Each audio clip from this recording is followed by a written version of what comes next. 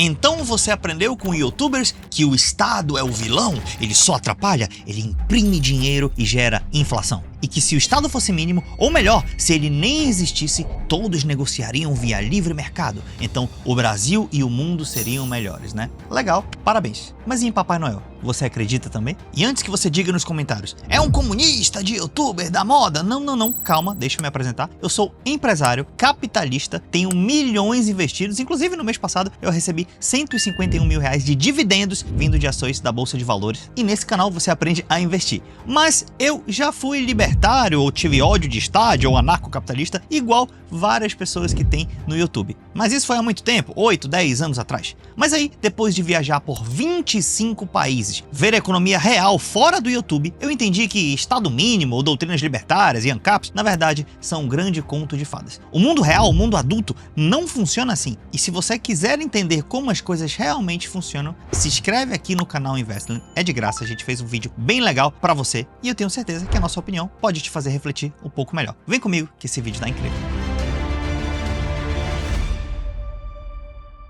Eu gosto de dizer que há basicamente 3 fases do despertar econômico. Como assim? Primeiro tem o jardim de infância econômico. Não significa necessariamente que você é uma criança, mas vamos fazer uma analogia como se você fosse. No jardim de infância, a criança olha as desigualdades do mundo, olha a injustiça, olha as pessoas pobres na rua. E ela fala assim, papai, por que o governo não ajuda essas pessoas? E aí o pai fala, minha filha, porque o governo não tem dinheiro. E ela fala, papai, por que o governo não imprime dinheiro e ajuda essas pessoas? E o Estado intervém e melhora a vida de todo mundo. Então esse é o sentimento da criança. E daí depois ela cresce um pouco e vira uma adolescente econômica. E aí ela aprende que se você sair imprimindo dinheiro, pode gerar inflação. E que se o Estado realmente resolver ajudar todo mundo e der um montão de dinheiro para todo mundo, as pessoas podem ficar preguiçosas e a economia não produz. E aprende também que todo esse dinheiro dado para as pessoas ou que o Estado usa, vem na verdade da gente. E ele fica com a sensação de que imposto é roubo. E essa é a adolescência econômica. Parabéns, você aprendeu sobre pressão monetária e parabéns, você aprendeu sobre meritocracia. A gente não pode dar tudo de graça para todo mundo. E aí nessa fase, como todo bom adolescente, você se acha o dono da verdade. Talvez você leu ali um livrinho. Talvez o livro do Mises, 6 lições de Mises. Eu acho que eu li o livro tem uns 7 anos. E aí você fala, uau, que incrível, eu detenho todo o conhecimento econômico. Mas aí depois do jogo dos adolescentes tem o jogo adulto, o jogo da vida real. No jogo adulto você entende que há casos que se o Estado intervir no mercado, isso potencializa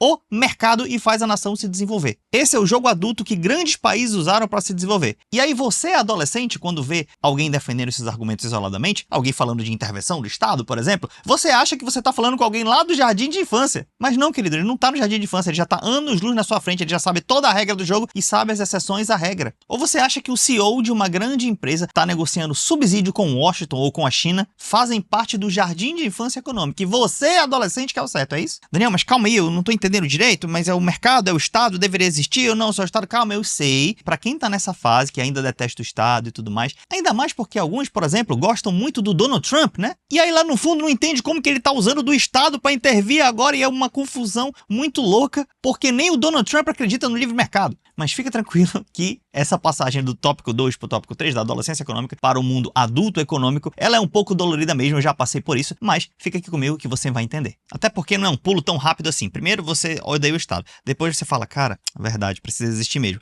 Mas eu sou a favor do Estado mínimo. Claro, porque o seu cérebro não quer dizer que você é um bobão, né? Então, não, sou a favor do Estado mínimo. Aí depois você vai evoluindo e entende que os Estados intervêm muito sim nas grandes economias do mundo. E só para adiantar, eu sou a favor do Estado e do mercado, tá? Eu não sou a favor de somente o Estado na economia, obviamente que não. Então, sou sim a favor do mercado, acabei de mostrar, esse é um canal de mercado, mas sou a favor do Estado. E vamos ao próximo tópico. E lá na adolescência econômica, ainda no manual do libertário, você simplesmente vai resumir a sua vida em 5 tópicos, ou 5 frases de efeito. Primeira, imposto é roubo. Segundo, o Estado imprime dinheiro e gera inflação. A impressora, olha a impressora do Estado ali. Terceiro, vai ter uma bolha na China. Olha, a bolha na China vai explodir. Tem uma bolha aqui, é o déficit ali, uma bolha. Quarto, o livre mercado resolve tudo. E quinta frase, compra Bitcoin. Porque aqui o Estado não manda. Então é isso. Imposto é roubo, Estado imprime dinheiro. Terceiro, tem uma bolha. Quarto, livre mercado resolve tudo. Compre Bitcoin. Você vai ver que a maioria da caixa ultralibertária do YouTube é basicamente essa teoria. E as maiores empresas do mundo desses países estão jogando outro jogo. Mas abrindo um parênteses, se você um dia for num desses canais, dá uma olhada nos comentários. Você vai ver que se resume a esses 5 pontos. Uma outra coisa também que muitos adolescentes econômicos fazem é a confusão de mercado com capitalismo. Muita gente fala assim, ó. Daniel, mas o capitalismo ele é inerente ao ser humano. Não, gente. Inerente ao ser humano é o mercado, é o ato de negociar. Mas o mercado existe muito antes do capitalismo. Não sei se você sabia disso, porque tem muita gente que vai a podcast e passa vergonha por não saber essa diferença. E sempre chega com aquele ar lá de adolescente, arrogantão, que sabe tudo e não sabe nem essa diferença. Outra coisa, ter um mercado é diferente de também ser o livre mercado. Mas nesse vídeo a gente vai te mostrar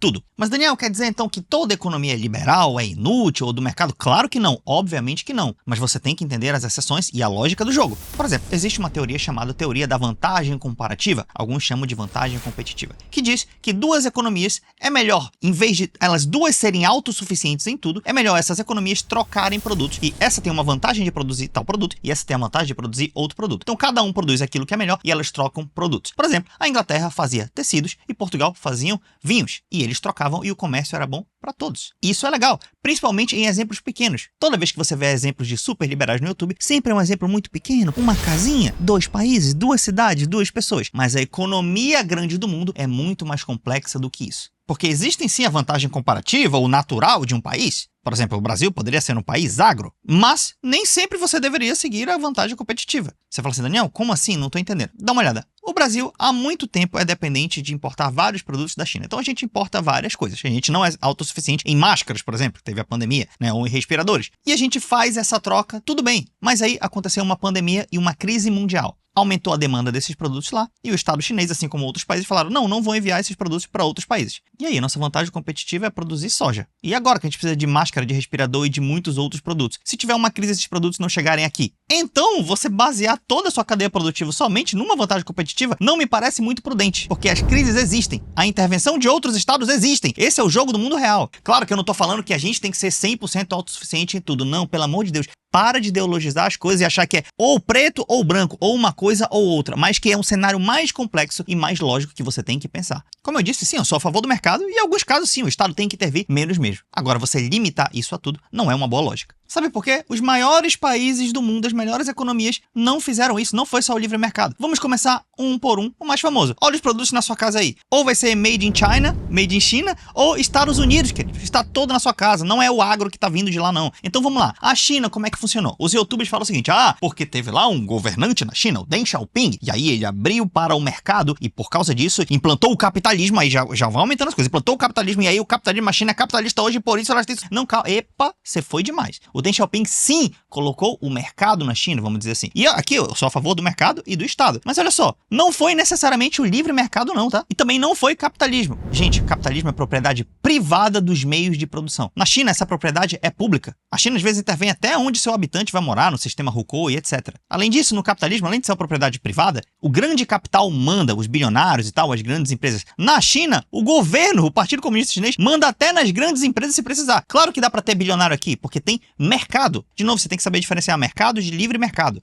Então pode ter bilionários aqui, mas o governo, se precisar, manda nos bilionários. Até some com alguns se precisar. Então por que a China está dando certo? Porque ela usa estrategicamente o Estado, mais o mercado. E existe uma discussão se a China é um capitalismo de Estado ou um socialismo de mercado. Essa é uma discussão muito boa, não é uma discussão burra, mas hoje em dia eu acho que ela é mais um socialismo de mercado. Por quê? Porque a propriedade não é privada dos meios de produção. E segundo, ela usa do mercado e não é um mercado que os preços flutuam livremente. Aí você fala, Daniel, como assim? Vamos lá. Você sabe qual é o principal produto de uma economia? A China intervém no principal produto da economia dela. Você fala, Daniel, né, talvez seja o carro, a BYD, talvez seja o smartphone. Não, o principal produto da economia de um país é a moeda. Você fala, Daniel, a moeda é um produto? Talvez não seja um produto como a gente está acostumado. Mas a moeda, você não aprendeu que se eu aumentar muito a oferta de moeda, imprimir moeda, ela desvaloriza e gera inflação? Então tem oscilação de preço? Sim. Então, desse ponto de vista, a moeda é um produto. Você pode até comprar moedas de outros países. E a moeda chinesa, o preço dela, você vai me dizer que ela é definido pela mão invisível do livre mercado que define, é um câmbio flutuante na China. Não é. Quem define a moeda chinesa é o Partido Comunista Chinês, através do sistema de câmbio fixo que flutua dentro de uma banda pequena. Se a moeda da China fosse solta pelo livre mercado, seria muito mais valorizada provavelmente, e a China não seria o que é hoje, queridos. Então, de cara, o principal produto da economia já não é definido pelo livre mercado. No Brasil, que é o Brasil, que muita gente fala que o Brasil vive o socialismo, mas que a China é capitalista, né? Tem gente que crê nessas teorias. No Brasil, que é o Brasil, o câmbio é flutuante. O real tá 4, outra hora tá 5, outra hora tá 6, outra hora volta pra 5. Claro que aqui tem um sistema de câmbio flutuante sujo, o Banco Central pode intervir ali de vez em quando. Mas lá na China é muito mais intervenção. Então o principal produto que define todos os preços de todos os outros produtos da economia, que é a moeda, eles intervêm. Tu me dizer que é livre mercado isso? Pelo amor de Deus. Outra coisa, as empresas chinesas são amplamente apoiadas pelo Estado chinês. O BYD, eu tenho um BYD Seal. E eu tenho uma BMW X5. Um é um carro europeu, o outro é um carro chinês. Os carros chineses estão subindo muito. Por quê? Pela livre iniciativa do mercado. Não. Tem mais apoio dos chineses além da moeda. O BYD chegou aqui em casa não foi pelo livre mercado, foi porque o Estado chinês ajudou muito, até com subsídios, com crédito para várias empresas. E descobrindo tecnologias, que muitas tecnologias o Estado descobre, porque envolve investimentos muito grandes e riscos muito grandes, que às vezes o setor privado não assume esses riscos, e depois que o Estado descobre, o setor privado adota para si e transforma aquilo num produto. Então, a China faz isso. E ó, de verdade, essa discussão aqui, eu tenho até um medo dessa discussão aqui. De todo mundo, oh, liberal, liberal. Porque daqui 20 anos, a China e outros países com intervenção estatal vai ter crescido mais que todo mundo, e a gente vai começar a questionar aqui no Brasil, não é nem um modelo nacional de desenvolvimento, que eu acho que seria legal. Mas as pessoas vão confundir ditadura com democracia. Vão falar, não, o problema é a democracia. Aí deu problema. Mas na verdade o problema era só essa intoxicação ideológica libertária e liberal. E não necessariamente a democracia. Daria para você fazer um plano nacional de desenvolvimento com uma democracia. Claro que precisa de reforma política, claro que os políticos roubam, claro que tudo isso, beleza. Mas o problema fundamental não é a democracia. Vamos a mais 2 exemplos. Outro exemplo, Coreia do Sul. A Coreia do Sul é um país pequeno em relação ao Brasil. E aí, nos anos 60, a Coreia do Sul era muito pobre, querido. Mais da metade da população era camponês. Uma situação muito difícil. E aí, o General Park assumiu o poder lá. E o que as pessoas falaram para ele? Não, invista na sua vantagem competitiva, que é o quê? Agro. No caso dele, plantar arroz. Então essa era a vantagem comparativa deles, arroz. E aí eu até anotei algumas coisas para mostrar. E aí o General Park falou, não vou fazer isso. Eu vou fazer uma empresa de aço, eu vou criar a POSCO, eu vou investir em outras coisas que não são a vantagem competitiva. E eu vou fazer isso em planos estruturados nacionais de 5 anos. E aí eu até anotei aqui para você que em 61 ele criou o primeiro plano de 5 anos, que ia até 1966, com crédito subsidiado pelo Estado, câmbio competitivo e meta de exportação. Em 68 veio basicamente um outro plano desses, onde ele fundou a Pohang Iron Steel. Iron é ferro, tá, gente? Ferro, aço, esse tipo de coisas, tá? E aí, nesse momento, os economistas, né, liberais falaram, poxa, mas não faça isso, porque o seu produto vai ser mais caro que os outros, ele vai começar com um preço mais caro. Então ele falou, não, cara, eu quero desenvolver o país. Não, mas a sua vantagem competitiva é plantar arroz. E ele falou o seguinte, não, cara, nenhum país do mundo fica rico plantando horta, porque o valor agregado de horta, agro, commodity é baixo. Eu não sou contra commodity, claro que não, mas o valor agregado é baixo. Ele falou, não, a gente vai fazer isso mesmo. Aço, ferro e o que for. E com o tempo eles foram se especializando nisso, o aço melhorou, os preços melhoraram, e isso forneceu insumos para empresas que talvez você não conhece, como uma tal de Hyundai, como uma tal de Kia. Indiretamente também a Samsung começou a se beneficiar disso, e daí o negócio começou a crescer muito. Tanto que, em 83, gente, 20 anos depois, o aço barato sustenta o famoso milagre do Rio Han. Sabe o que é isso? Porque em 61, o PIB per capita, as pessoas ganhavam $82 por pessoa. Sabe quanto estava 20 anos depois, em 1981? $1.700. Gente, se dobrasse de 80 para 160 já seria legal, né? Mas se fosse 10 vezes de 80 para $800, já seria um pulo interessante. Mas foi de 80 para $1.700 em 20 anos. Ai, Daniel, 20 anos é muito tempo. Gente, foi mais de 20 vezes o crescimento. 20 anos é muito tempo. Você sabe que o Brasil ganhou a última Copa já faz 23 anos, né? Então eu tô falando de um tempo menor que esse. E além disso, eles foram se desenvolvendo esse período. Foi 20 anos de crescimento. Então quando dobrou, quando triplicou, quando quadruplicou, já foi incrível. Então você sente o benefício durante todo esse período. O que eles fizeram? Ouviram a cartilha da vantagem comparativa de plantar arroz? Pelo amor de Deus, não. Ninguém fica rico plantando horta. E o caso da Coreia é muito bom você entender. A Samsung é uma prova disso. Depois, Estados Unidos. O famoso mito. Ah, mas tem um socialista de iPhone. Eu não gosto, apesar de eu não ser socialista, eu não gosto muito dessa brincadeira porque ela não é justa. Simplesmente, boa parte da tecnologia que a gente usa hoje foi o Estado que desenvolveu. O Estado americano, muitas delas. Por exemplo, o que seria do seu iPhone sem internet? Seria alguma coisa? Não seria. O Estado americano que desenvolveu, a pretexto militar. O que seria do seu iPhone sem o GPS para você usar o Waze? Seria pouca coisa. O que seria do seu iPhone sem tela de touchscreen, essa tecnologia aqui? Então, tudo isso veio direto ou indiretamente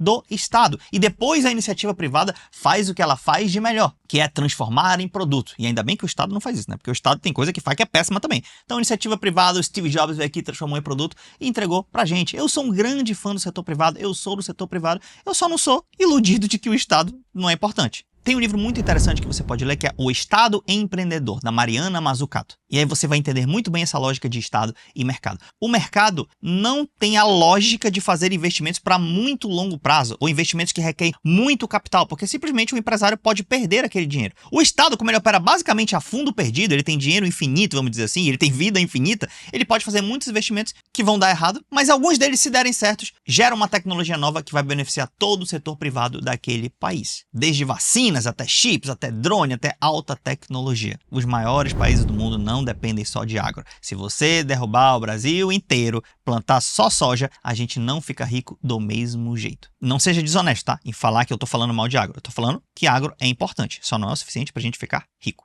Inclusive, no Brasil, se você for perceber, a gente tem poucas super empresas muito boas. Mas as que a gente tem, se você caçar bem, tem alguma coisa a ver com o Estado. Por exemplo, o Banco do Brasil é um excelente banco, tem métricas ótimas. Principal ação da minha carteira, uma empresa estatal. Mista também, tem parte do mercado. Ou seja, eu gosto. Petrobras, uma empresa que foi estatal, hoje é estatal, economia mista, tem ações, etc e tal, mas a maior parte ainda pertence ao governo. Uma das empresas mais competitivas do mundo, explora o barril do petróleo no pré-sal de uma maneira incrível, desenvolve tecnologias próprias. Terceira empresa, Embraer, já foi estatal, hoje não é mais, mas o estado tem uma Golden Share lá, também um orgulho. Quarta empresa, Vale, já foi estatal também no passado. E quinto, que todo mundo fala, o Brasil, o agro, o agro, o agro. Gente, o agro, você acha que o solo brasileiro, ele é tão abençoado por natureza dessa maneira? Se você for pesquisar, pesquisa aí. O que a Embrapa, que é estatal, eu já fui, sou engenheiro florestal, tá, gente? Eu já visitei a Embrapa presencialmente, eu já plantei, já fiz coisa de agro, etc, pra caramba na minha faculdade. Pesquisa o que a Embrapa fez pelo solo brasileiro e pelo agro brasileiro. Então, ajudou demais. Fora que o agro brasileiro, esse crédito subsidiado não é Estado, não? Esse juro baixo, menor que a média de mercado, é o livre mercado que está proporcionando isso. Então, gente, até o agro tem dedo no Estado no meio, não é à toa que dá certo. Obviamente, tem coisas ruins que o Estado fez no Brasil. Na verdade, tem 1 milhão de coisas, né? Como, por exemplo, os campeões nacionais, como, por exemplo, a corrupção, como, por exemplo, outros projetos. O objetivo desse vídeo não é você virar um amante de Estado, mas entender que sim, junto com o setor privado, eles podem fazer muitas coisas. Só com a cartilha de livre mercado, o Brasil não vai se desenvolver. Ele pode até se aplicar uma cartilha ultraliberal e tal, ter uma inflação menor, sim, mas ainda vai ter uma desigualdade alta, ainda vai ter uma pobreza, uma renda, a armadilha da renda média e tal, mas pode se desenvolver, ficar rico, somente se a gente simplesmente baixar os impostos de todos, não vai rolar. Gente, nem país grande acredita mais nisso, nem o Trump acredita mais nisso, o Joe Biden também não, tá? Em democratas e republicanos, altos investimentos estatais. Os Estados Unidos fez muito investimento do Estado na sua história inteira, principalmente pela parte militar. Então, depois disso, se você continuar na adolescência econômica, eu só considero um pouco de imaturidade. Mas, Daniel, por que algumas pessoas falam do livre mercado? Tem alguns livros de livre mercado? É pelo seguinte, normalmente esses livros vêm dos países que já atingiram a fronteira tecnológica. Então, por exemplo, os Estados Unidos, nos anos 80 ou antes, escreveram livros de manuais liberais, falando para os países, olha, vocês têm que baixar os impostos, tem que ser todo mundo liberal. Por quê? Porque se o jogo for liberal, ele vai ganhar, ele vai vender os produtos dele para todo mundo. É igual a China está fazendo agora. Ela usou do Estado para crescer, manipulou a moeda, desvalorizou o câmbio, pegou o dinheiro muitas vezes através de impressão monetária sem lastro, investiu nas empresas próprias para competir com o mundo inteiro, e aí a China conseguiu crescer, roubou tecnologia e tal, que todo mundo fala, e agora o Xi Jinping, nessa briga com o Trump, tá falando, olha, todo mundo deveria ser mais livre mercado aí. Claro, porque eles já estão na fronteira tecnológica. Se todo mundo tirar os impostos, esses produtos vão inundar todos os países. O Brasil também é óbvio. Se um dia dominar a cadeia tecnológica high-tech de alguma coisa, obviamente que o Brasil vai querer menos impostos para os seus produtos. Então, não é porque é bonzinho não, querido. Não é porque foi natural, foi o livre mercado, não. Se você ainda crê no conto de fada do livre mercado, querido, você está crendo que você é um fisiculturista natural ali, que está treinando na academia, comendo frango com batata doce, e você acha que você vai ganhar um Mr. Olímpia, que é a maior competição de fisiculturista do mundo, contra um fisiculturista altamente anabolizado. Você não vai ganhar. Existem estados altamente anabolizados do mundo falando pra você ser natural. E os YouTubers aqui no Brasil, isso tem muito em país subdesenvolvido, né? Teoria ANCAP, vamos ler o Mises, vamos ler... Tem muito em país subdesenvolvido. E os YouTubers ficam pregando isso como se fosse ciência boa, mas eles estão na adolescência econômica. Lembrando, como é que você identifica isso? Vamos falar 5 frases. 1, imposto é roubo. 2, o Estado imprime dinheiro e gera inflação. Eles têm problema com impressora. Impressora! Ligou a impressora! Impressora! 3, verificam bolhas toda hora em todo lugar. E é igual relógio parado, né? 2 vezes por dia eles acertam, mas a maioria das vezes eles erram, a bolha não acontece. 4, vão falar que o livre mercado resolve tudo. E 5, vão mandar você comprar Bitcoin. Eu não sou contra comprar Bitcoin não, tá? Mas assim, eu tô só falando que faz parte da ideologia. Belezura, galera? Então, Estado mínimo soa lindo num tweet. Mas na vida real, vai vencer esse jogo quem estiver jogando com alguns anabolizantes. Infelizmente. Eu não gostaria que fosse assim, mas infelizmente é isso. Mas eu quero saber a sua opinião. Deixa aqui o seu comentário no que você acredita. Você já tá na fase que você já entendeu que o Estado é assim importante? Ou você ainda tá falando, não, mas deve ser o Estado mínimo? Ou você ainda odeia o Estado? Eu quero muito saber a sua opinião, porque aqui em Investland todas as opiniões são bem-vindas. Você vê que tem gente aqui que é de esquerda, gente aqui que é de direita, não tem nenhum problema. E, inclusive, eu peço desculpas, perdão se eu ofendi alguém. Na verdade, eu não citei o nome de ninguém, né? Eu combati aqui uma ideia, que eu mesmo era defensor dessa ideia. Então, se você for honesto, eu fui respeitoso, eu não ofendi ninguém, nenhuma pessoa, então poxa, não vai me ofender nos comentários também não, hein? Foi só uma discussão no campo das ideias. Um grande abraço, fica com Deus e a gente se vê no próximo vídeo.